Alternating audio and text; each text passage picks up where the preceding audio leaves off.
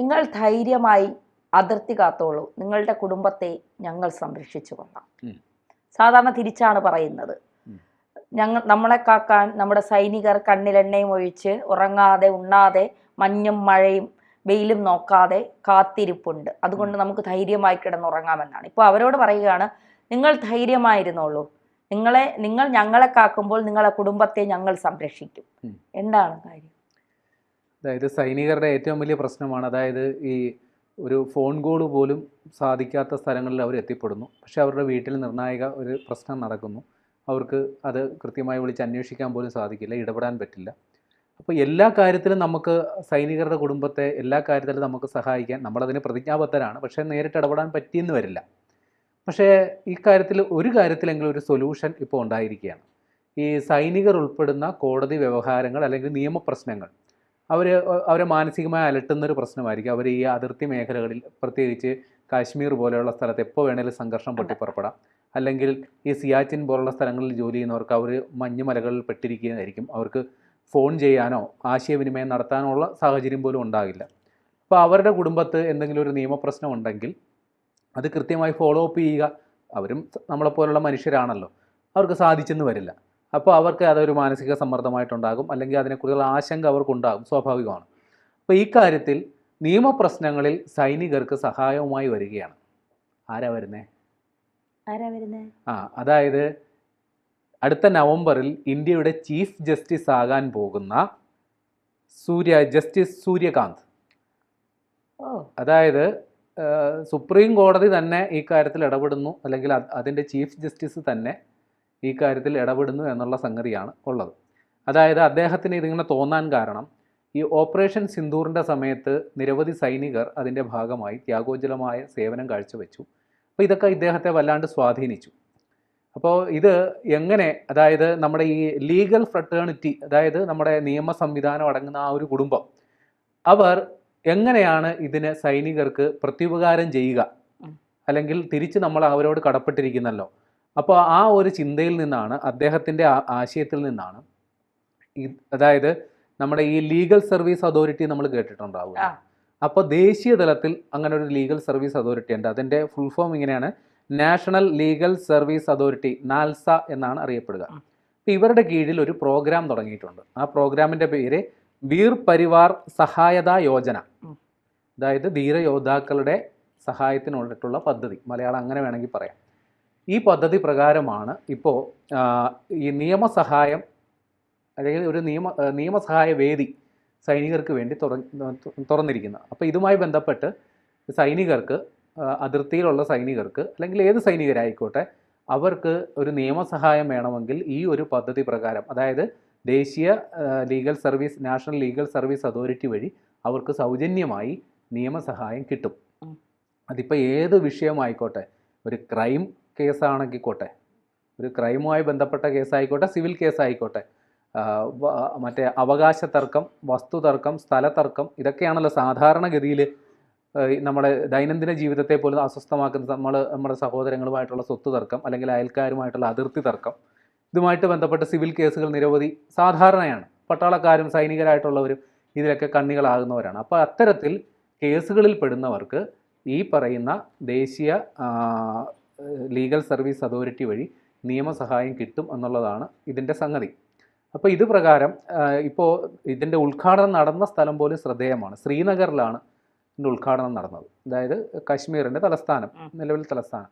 അപ്പോൾ ശ്രീനഗറിലെ അന്തരീക്ഷവും സാഹചര്യവും നമുക്ക് അറിയാമല്ലോ. അപ്പോൾ അവിടെ നിലവിലെ സുപ്രീം കോടതി, അതായത് നവംബറിൽ ചീഫ് ജസ്റ്റിസ് ആകാൻ പോകുന്ന ജസ്റ്റിസ് സൂര്യകാന്ത് തന്നെയാണ് ഈ പരിപാടിയുടെ ഉദ്ഘാടനം നിർവഹിച്ചത്. അവിടെ നമ്മുടെ കേന്ദ്ര നിയമമന്ത്രി, അദ്ദേഹത്തിൻ്റെ പേര് അർജുൻ റാം മേഘ്വാൾ എന്നുള്ളതാണ്. അപ്പോൾ കേന്ദ്ര സർക്കാരും ഇതിൻ്റെ ആ ഉദ്ദേശ ലക്ഷ്യങ്ങൾ മനസ്സിലാക്കി കേന്ദ്ര സർക്കാരിൻ്റെ പിന്തുണയും ഈ പദ്ധതിക്കുണ്ട്. ജമ്മു കാശ്മീർ ലഫ്റ്റനൻറ്റ് ഗവർണർ മനോജ് സിൻഹ ഉണ്ടായിരുന്നു ആ പരിപാടിയിൽ, മുഖ്യമന്ത്രി ഒമർ അബ്ദുള്ള. അപ്പോൾ വലിയ തോതിൽ രാജ്യമെമ്പാടും നടപ്പിലാക്കുന്ന ഒരു ബൃഹത് പദ്ധതി എന്ന നിലയിലാണ് ഈ പദ്ധതി അവതരിപ്പിക്കപ്പെടുന്നത്. അപ്പോൾ ഈ പദ്ധതിயின் കീഴിൽ ഏത് തരം സൈനികരും, അതിപ്പോൾ നേവി ആയിക്കോട്ടെ, ആർമി ആയിക്കോട്ടെ, എയർഫോഴ്സ് ആയിക്കോട്ടെ, അതും BSF, അതായത് ബോർഡർ സെക്യൂരിറ്റി ഫോഴ്സ്, മറ്റേ CRPF, അതായത് കേന്ദ്ര police, ITBP, Indo Tibetan border protection force. അപ്പോൾ ഈ വിവിധ സൈനിക തലങ്ങളിലുള്ള ആർക്കും ഈ ഒരു സാധ്യത ഉപയോഗിച്ച് അവരുടെ കോടതി വ്യവഹാരങ്ങളിൽ അവർക്കൊരു സഹായഹസ്തമാകാൻ സാധിക്കും എന്നുള്ളതാണ്. അപ്പോൾ ഞാൻ നേരത്തെ പറഞ്ഞതുപോലെ ഒരു ചീഫ് ജസ്റ്റിസിന് പോലും ഇങ്ങനെ തോന്നത്തക്ക തരത്തിൽ സൈനികരുടെ ജീവിതം, അവരുമായി ബന്ധപ്പെട്ടുള്ള ജീവിത സാഹചര്യം നമുക്കെല്ലാവർക്കും അറിയാവുന്നതുപോലെ, അതായത് ഏത് സമയവും ഒരു മരണം അഭിമുഖീകരിക്കുന്ന അല്ലെങ്കിൽ അതിനെ നേരിടാൻ മാനസികമായി സജ്ജമായിരിക്കുന്നവരാണ്. അപ്പോൾ അവരെ അസ്വസ്ഥമാക്കുന്ന കാര്യങ്ങൾ വീട്ടിലെ പ്രശ്നങ്ങൾ തന്നെയായിരിക്കും. ഇതേപോലെ നിയമവഴക്ക്, നിയമപ്രശ്നങ്ങൾ ഉള്ളപ്പോൾ ഒരിക്കലും അവർക്ക് അവരുടെ ജോലിയിൽ പൂർണ്ണമായി ശ്രദ്ധിക്കാൻ പറ്റിയെന്ന് വരില്ല, അല്ലെങ്കിൽ മാനസികമായ അസ്വസ്ഥതകളുണ്ടാകും. അപ്പോൾ ഈ ഒരു പദ്ധതി വരുന്നതോടുകൂടി ഏറെക്കുറെ അവർക്ക് സമാധാനമായിട്ടിരുന്ന് ജോലിയിൽ മുഴുകാം. നേരത്തെ പറഞ്ഞതുപോലെ ഒരു ആപ്തവാക്യമുണ്ടല്ലോ, നിങ്ങൾ സുഖമായി ഉറങ്ങിക്കോളൂ, അതിർത്തിയിൽ ഞങ്ങൾ കാവലുണ്ട്, അത് തൽക്കാലം ഇപ്പോൾ തിരിച്ചൊന്ന് പറയാം, നിങ്ങൾ സമാധാനമായ അതിർത്തിയിൽ ഞങ്ങൾക്കായി കാവൽ നിന്നോളൂ, നിങ്ങളുടെ കുടുംബത്തെ പ്രശ്നങ്ങൾ അല്ലെങ്കിൽ നിങ്ങളുടെ കുടുംബത്തെ സംരക്ഷിക്കുന്ന ബാധ്യത, ഉത്തരവാദിത്തം ഞങ്ങൾ ഏറ്റെടുക്കുന്നു എന്നുള്ളത്.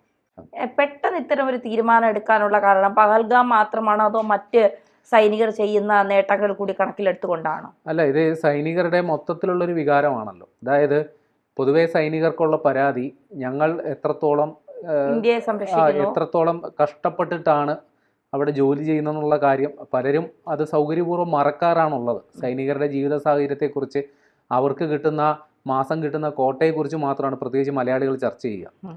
അല്ലാണ്ട് അവരുടെ ജീവിത സാഹചര്യം എന്താണ്, അവരെ അഭിമുഖീകരിക്കുന്ന മാനസിക സംഘർഷം എന്താണ് എന്നൊന്നും ആരും ചിന്തിക്കാറില്ല. എത്രയോ സൈനികർ ഈ മാനസിക സംഘർഷം താങ്ങാനാകാതെ ജീവനൊടുക്കിയിട്ടുണ്ട്.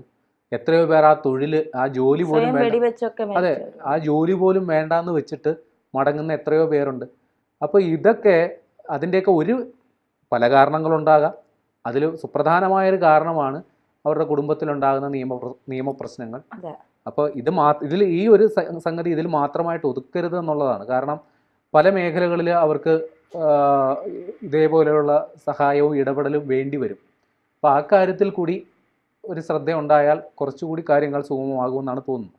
അതെ, ഈ ഒരു കാര്യത്തിൽ കേന്ദ്ര സർക്കാർ നിലപാട് എന്താണ്? അതായത് കേന്ദ്ര സർക്കാർ അനുകൂലം തന്നെയാണ്. കാരണം കേന്ദ്ര നിയമമന്ത്രി കൂടി ഇടപെട്ടിട്ടാണ്, അല്ലെങ്കിൽ അദ്ദേഹത്തിൻ്റെ കൂടെ സാന്നിധ്യത്തിലാണ് ഈ പദ്ധതി ഇപ്പോൾ ആരംഭിച്ചിരിക്കുന്നത്. അപ്പോൾ സ്വാഭാവികമായും ഇത് കേന്ദ്രത്തിൻ്റെ അനുമതിയോടുകൂടി ഒരു ചീഫ് ജസ്റ്റിസ് മുൻകൈയെടുത്ത് നിർദ്ദേശിച്ച ഒരു പദ്ധതിയാണെങ്കിൽ കൂടി അതൊരു ബൃഹത് പദ്ധതിയായിട്ട് നടപ്പിലാക്കണമെങ്കിൽ അത് ജുഡീഷ്യറി അല്ലല്ലോ അത് എക്സിക്യൂട്ടറി പവർ ഉള്ളത് അഡ്മിനിസ്ട്രേഷനാണ്, നമ്മുടെ ഭരണ യന്ത്രത്തിനാണ്.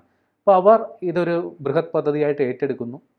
അതിപ്പോൾ ഒരു സുപ്രീം കോടതി ജസ്റ്റിസ് ഇങ്ങനെ ഒരു പദ്ധതി നിർദ്ദേശിച്ചാലും അത് പ്രായോഗിക തലത്തിൽ നടപ്പിലാക്കേണ്ടത് ഇവിടെ നമ്മുടെ താഴേക്കിടയിലുള്ള ഓരോ ഉദ്യോഗസ്ഥരും ഓരോ സംവിധാനങ്ങളുമാണ്.